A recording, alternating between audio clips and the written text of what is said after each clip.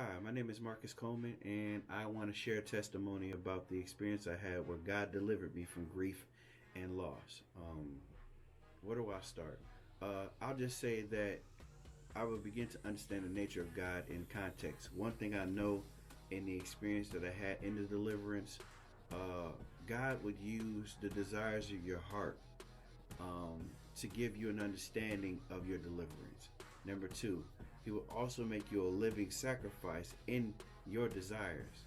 And come to find out in this case, God's desire was he showed me that it was his desire for me to be delivered in this way.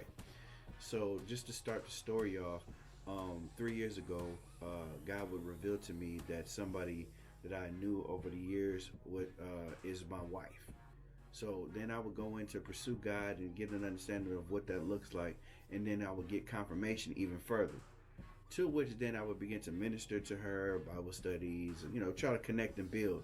But God had not informed me to discuss the parameters of the wife situation just yet. He just said simply just to build with her. Amazing story. God is an awesome author. I just want to lay that out. So here it is, 3 years later. I finally moved in proximity after being out of state from where she was staying, and now currently 30 minutes from her. And in that situation, we still weren't connecting. I think her situation was going in the direction, my situation was going in the directions, and we probably did less communicating than when I was actually living in California. And when I was living in California, we might have talked every other day, but when I got here, I noticed that we weren't able to connect. So then moving forward, about 2 months ago, I'm having a conversation with a friend of mine, and all of a sudden, I had this brief revelation about grief and loss, and God would begin to show me something about the heart, the hands, the heart, and the mind of the friend that I have that was to be my wife.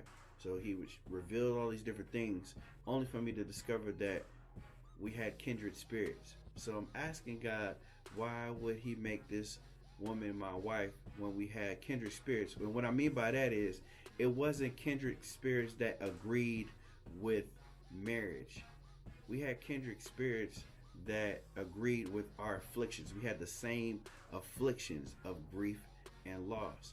So at the time, I didn't know what God was trying to show me in that regard. So as I was digging further, God would begin to show me that I couldn't call her a certain name no more, and to call her her original name. And when that happened, for some reason, just told me to just ask God, is she still my wife? But I said the original name of who she was, and he told me that no, she's not my wife. And then when I said the nickname of what I used to call her, he was like, yes. And so what I learned was the revelation from the things that I understood her hands did, her heart did, her walk did, and the way she thought about things. God was simply saying that that equated to grief and loss. So crazy, right? So what he was saying was that grief and loss was my wife, which then would simply progress into different revelation regarding what that meant. So then I would simply go into this space where I felt so sick. I was like, oh my God, I can't believe that's what it was. And I was like, dang, I made grief and loss my God. To which then I would begin to like pelt out and cry and plead with the Lord, like, oh my God, like I can't believe that I leaned on that. It's so much that component, grief and loss. It fueled everything. It fueled my creativity. It fueled my focus. It fueled my desires. And I didn't know that. When I let out that cry, what it did was this weight came off of me. And it was so crazy because once that weight came off of me, not only didn't I didn't have the feelings that I used to have for her, but then I also didn't have the feelings that I used to use and fuel myself with for my passions of creativity and so on and so forth. So how do you know that you've been delivered?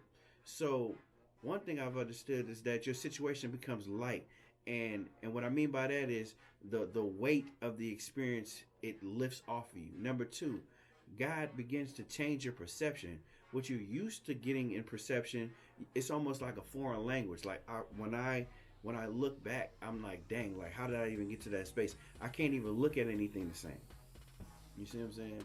And number three, now I'm in a space where I have this open space that needs to be filled, and I become more vulnerable now. So those are some of the key components that I experienced in removing myself from grief or loss. But also, this is where the body of the living sacrifice comes in. Now that I've come out of that, I actually put myself in the position to inform her, the one that I was pursuing, about the experience that I had, so that she too can also walk her way out of grief and loss. It's amazing, right? It's almost like a storyline. God is a dope author. So this is for people who are in pursuit of something. God may put you something, use a language that you're familiar with to ease you into a truth that you didn't even know about, to put you in a position to prepare you for something greater. I know moving forward that there's going to be something greater that's going to happen because of what I had to walk through. 3 years were worth it. I'm glad that I walked through it because I came out with deliverance. That's my testimony of how I came out clean from grief and loss. Thanks for listening.